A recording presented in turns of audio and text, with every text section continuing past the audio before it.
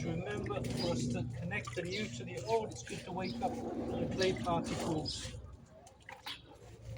It really should be a perfect wall before we do first final coat. This is not a perfect wall at all. It's the closest we can get to it.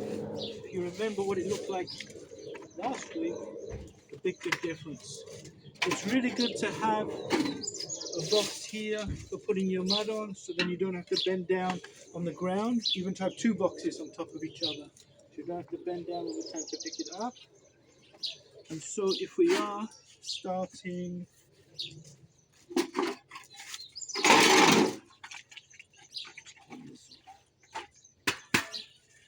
so we'll basically put that on there like that, and then similar to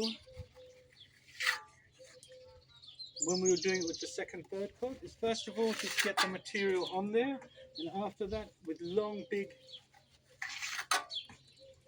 strokes. Wow, looks beautiful, my. Really looks beautiful. So get on a nice amount of material. We don't care what it looks like so far. And be careful not to put it on too thinly. Maybe 2 millimeters is actually Over exaggeration. too thin, but we don't want to put it on too thick either. So let's just so you guys. So in other words, you can see it's a bit of a balagan. Some places it's thicker, some places it's thinner. But now what I can do is I can once again leave this open, leave the other side, depending on how gently or how hard I move this, it will basically kind of fill itself up. I can also that's in the way a little bit.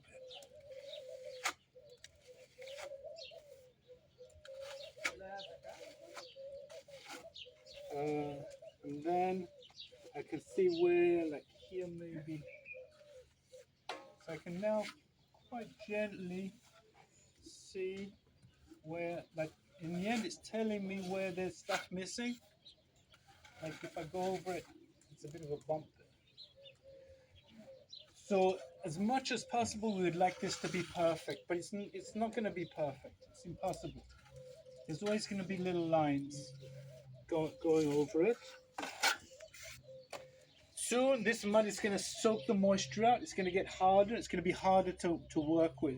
It's going to, like, you won't be able to move it around so much. So that's when you want to wet down your mallet again and kind of basically bring the mud back to life again.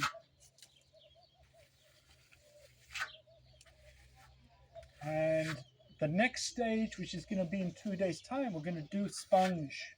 We're going to use a moist sponge, a little bit like sandpaper.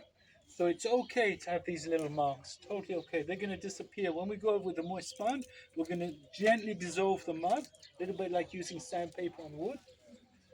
My main thing is I don't want these lines to be like big steps going out. I want them to, so I want to try and make it as nice as possible. Some places we do have dips and bumps, which makes it a little bit more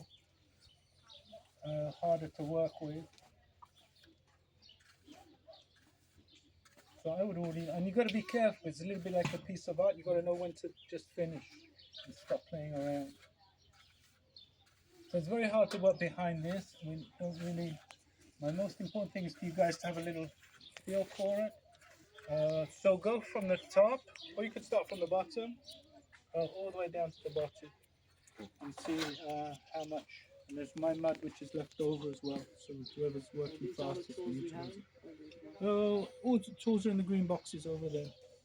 There should already be water. Everyone's got a water. Everyone's got a box. Yeah. You can spread out evenly.